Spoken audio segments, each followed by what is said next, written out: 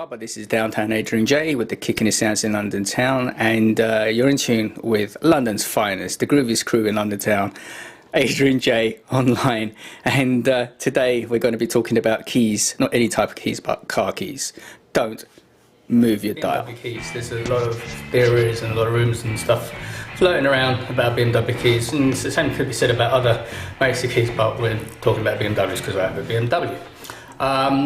So this pertains mainly to the key fob for remote opening the car and remote starting and everything else.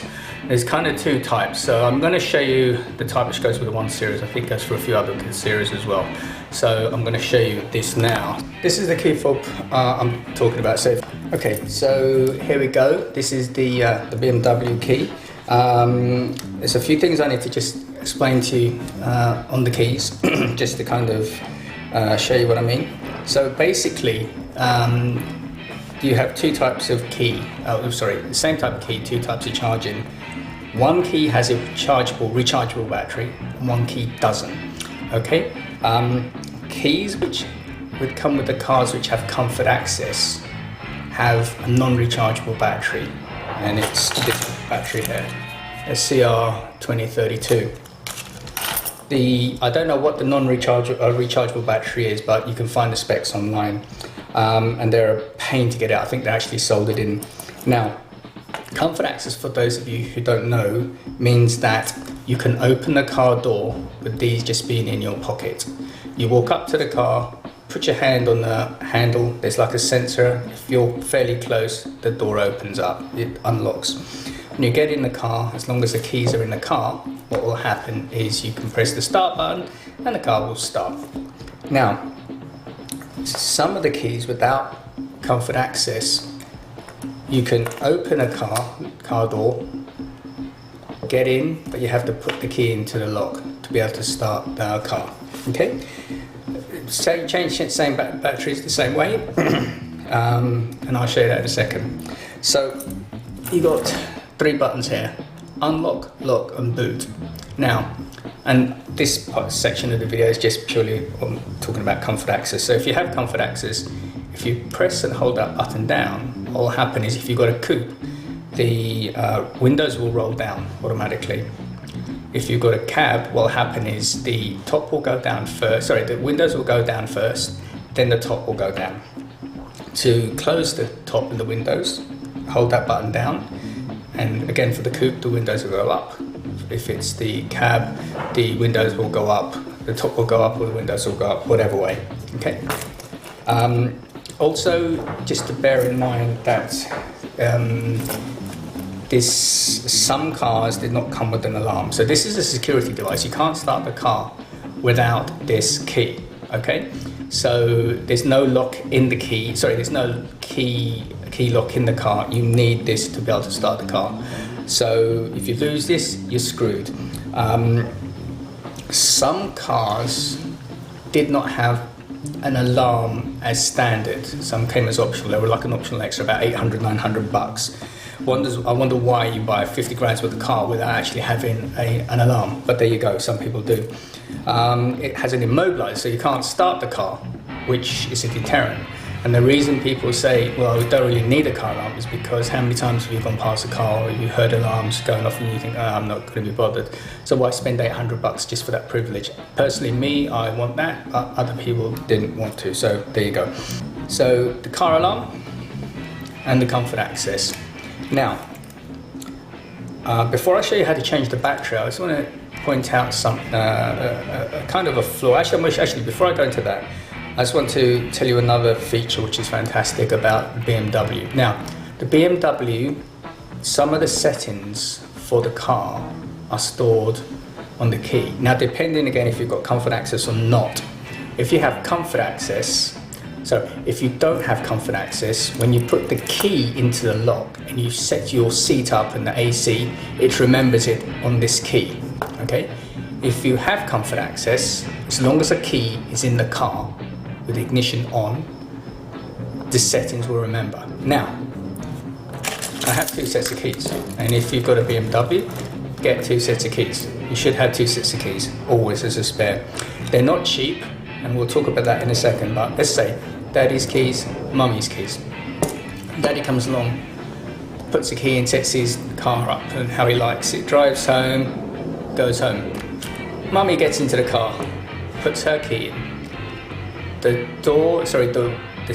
seats, settings, or the distances, the back, the front, and all the rest of it, and the AC will set up to what this is set up to. Okay, so these keys aren't just, these are intelligent devices. They're not just a key. Also, another thing is the servicing is stored on the key. Well, it's actually stored on the DME, for want of a better word, but it's transferred to this. So when you go to a BMW dealer, you hand them the key, they put the key and they can tell you what's happened to the car as far as who's done servicing or whatever. It's stored on this. Okay, so the keys aren't cheap. You can get cheaper versions on eBay. I wouldn't because you if anything goes wrong, you're stuck with a BMW out in the middle of nowhere, unable to start it. Whatever key you get needs to be programmed to the VIN. So if you go and say, I lost this, I need a new key, they'll want all paperwork, the VIN, you'll pay a lot of money, and then they'll code it up so no one else can use this. And also, if you want comfort access, if you've got comfort access, it has to be charged, it has to be coded up, and it's not cheap. None of these features are cheap, but that's why the safety facilities on there and security features on BMWs are fantastic. That's why it's almost impossible to steal a BMW properly. A lot of people now, what they're doing is they're breaking into houses to take the key in order to steal a car. Or what they'll do is they'll stop you at a light and they'll carjack you, because without the key you can't start the car. Okay, now I'm going to show you very quickly how we can change the battery. It's very easy. So, and I want to also show you another thing before I change the battery. Sorry. There is on the older models, you had a key lock in the boot and a key lock in the door. Now, if you can't get in to the car, this is dead or whatever reason, you still can get in, and it's got like a special spare key. So if you see this bit here, if you press that down, pull it out, you have your key. So you can get into the car easily. Now, I'm going to show you how to change the battery. Very simple, 2-second job. And this is for the non-rechargeable batteries. Okay, so if you see here, there's a clip. You see here there's a clip, right? Get a screwdriver, something in there, just pop it up. There's your battery. Take your battery out, put your new battery in, and close it up. Done. Put the key back in, it's ready to go. Now, I found a little flaw, and this is really for the guys who have comfort access. Now, most people, if you're like me, if you have batteries to change them, keys, you'll change them both at the same time. If this is a key, which is a spare and you don't use it all the time, you change the battery, and it's in your house. So when this dies or what happens, you come and get this one. Now, if you've got comfort access, this is what happens. This is a transmitter, and this transmits all the time. I don't know what kind of length of timing, but it's quite regularly. So, and the reason I know this is because if you go up to the car with comfort access, without pressing any buttons, if you go and hold the handle, you press the handle, you can open the car door without doing anything. So this is transmitting something to the car, okay, permanently. So when this is charging, when this is radiating out electromagnetic waves permanently, what's it doing to the battery? Yes, it's using the battery life. So let's say you change the battery, you change the keys, you only swap these keys out because this battery is dead. Okay, I'm going to change this, that battery's dead, I'm going to take this key. Guess what? If you change both keys at the same time, this is also working. So, a little tip, what you do is keep one battery with the key.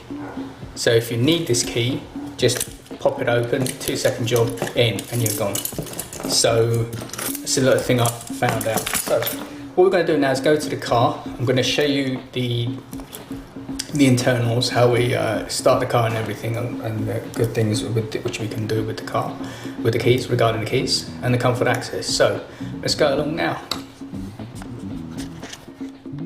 We're in the car now.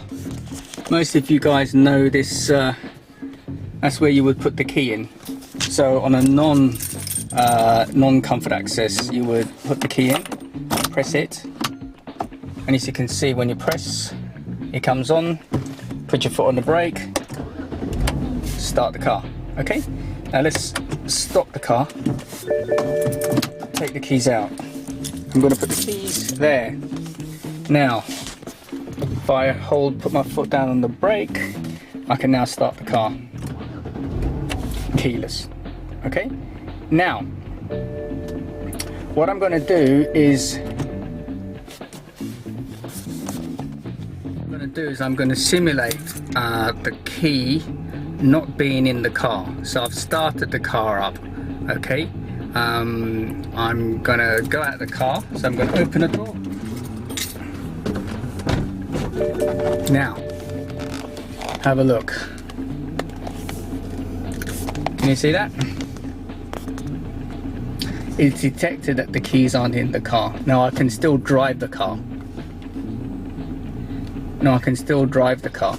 But if I stop the car, so say for example someone's stolen the car, okay, they drive to wherever they're going to go, they stop the car, you see, remote control, it won't start. If I press the button, nothing. Foot on the brake, nothing, it won't start. I want to show you a setting on the iDrive. If you go to menu, go to settings, go to where is it gone to? Door locks. Okay, so unlock button locks all doors. Okay, last seat position is automatic. Lock if no door is opened. Always set that to off. Okay, so in other words, it won't lock the door if no door is open. It's possible you could lock the door. Lock after starting to drive, and flash when locking or unlocking. And here is the alarm. I wanted to show you the alarm here. So if you have the alarm, all of the BMWs have this. It's called a clown nose. It's got a little red LED. If you hit your button, you should hear a click or a bleep. When you hear a bleep, then this clown nose goes on. Okay, that means you have an alarm. If you do a click and that's all you hear, that means this has immobilized the car, but it's no alarm. Okay, so that's about it really. I hope you've enjoyed the tutorial. If there's any other questions you want to ask me about the BMW keys, please do ask. And like and subscribe as always. If there's any other questions, don't hesitate to give us a shout and I'll reply back to you. A lot of this stuff applies to other cars, but the most important thing I'm really impressed with the BMW is the kind of security that this little key has. It's not just a key. We've gone past those days of keys. This is an all-purpose fob. So if you can't be careful, naming after being the big J, Adrian J. Peace out. Catch me same time on your digital dial of Adrianjayeonline.